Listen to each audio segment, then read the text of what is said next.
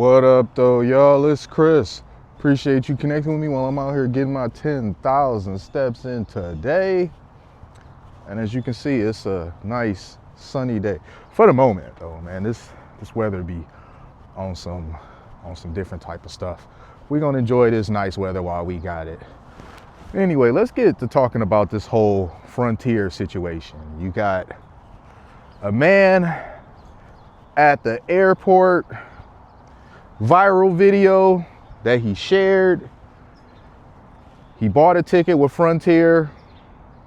He gets to the counter, his two sisters there just being mad disrespectful, giving him a bunch of nasty attitude, being very unprofessional, just really leaning into the negative stereotypes of sisters that sisters don't like, yet this continues to be the behavior. I don't get how you could say that stereotypes are untrue and then you continue to reaffirm them. But here we go. To my understanding, from the research that I have done on this, because I get people here and they're like, oh, you need to do your research. You need to do your research. Man, look, I be doing my research, okay? Just because what you came across might be a little different, don't mean that my info is wrong.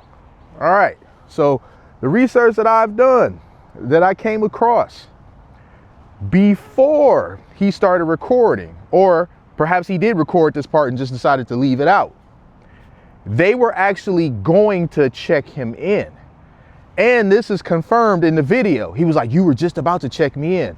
So yeah, they were saying that they were actually in the middle of checking him in, and he made the comment of he will never fly with this shitty airline again. That also is confirmed in the video, because at the end of it, there's an older white gentleman on the other side, he's on the other end, who says, you said, and I'm paraphrasing, but he said to the tune of, you said you weren't going to fly this airline again, so we figured we just go ahead and help you out and not fly the airline. So there's some things he said that led up to this. They don't excuse the behavior by any means. I'm just offering a bit of context to it for how this became the shit show that it did. So apparently when they were going to help him out, he needed to pay some $25 fee in order to still get on there, because from what I've been told, I've flown plenty of times and this has never been an issue for me, so I didn't even know this. But from what I've been told, oh, let me turn off the tracking there. I don't need no tracking right now. I can just hold and stay in the middle. Damn, this thing is sensitive when it comes to hand gestures. If I hold up the peace symbol, which I'm not gonna do right now, this thing will stop recording. If I hold it up again, it'll start recording. If I hold up my hand in a, like high motion, it will start doing the tracking or turn it off. Just that quick, man, it started tracking. Let me sit down here real quick though. All right, so as I was saying, don't, I'm just rubbing my nose. Don't think that I'm waving high for you to start tracking my head again. Anyway, so he was going to pay the $25 so that they would help him even though he was late checking in. From what I've been told, you need an hour ahead for checking in. I've never been caught like this because I'm always way early. So to be quite honest with you, I didn't know this was a thing. But he's there 30 minutes before his flight. They like, this is too late, but they were still going to help him with it. But when he made the comment about not flying the shitty airline again and presumably made other comments on top of that, that's when the sisters got really stupid. Now, this does not justify their behavior. Their behavior was over the top stupid. Their behavior was over the top unprofessional. The thing I find to be one of the most absurd about this is not only are the two younger black women being so insanely obnoxious and disrespectful, but how comfortable they are being this way. That leads me to believe that this is not new to them. This is not new to them at all. They have behaved in a similar fashion with other customers. They asses just didn't go viral behind it. So I highly doubt that today, on this day, they decide to come into work and be like, oh, we gonna just behave crazy. No, especially the two of them together. No, this is something that they've done before. They've gotten away with it, including the white guy on the end who said, oh, we thought we'd just do you a favor. That lets me know that there's a certain level of disrespect that the brand tolerates daily, and that if this situation didn't go viral, those two women who were fired now, because they have been fired, they would still be employed there. As far as I know, the white guy, the OG, older gentleman,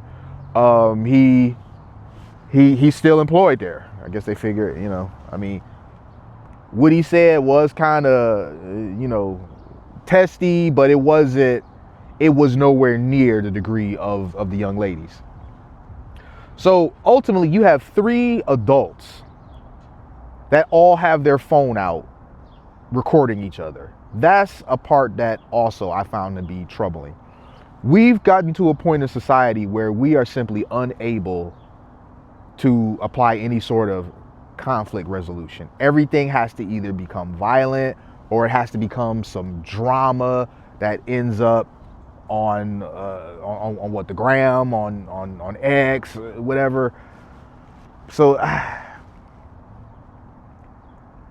I cannot believe that people would not only behave this way, but see nothing wrong with it. Because when he pulled out his phone and he started recording them, they did not care. They didn't scale back on their disrespect and their lack of professionalism whatsoever. The one chick kept repeating the same thing over and over and over. You thought you were going to get on your flight. You thought you were going to get on your flight. Like, it was just, man, listen, that clip, honestly, listening to the one sister, the one that was kind of chubby, it was kind of hard to watch. I ain't going to hold y'all up, because just how obnoxious she was being and how obnoxious she was okay with being. And why is it always us? Let me ask this. Why is it always us? When I was told about this thing, before even looking at the clip, I knew this was us.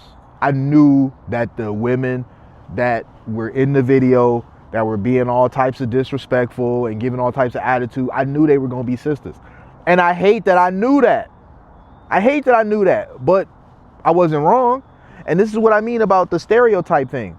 Listen, stereotypes exist for a reason.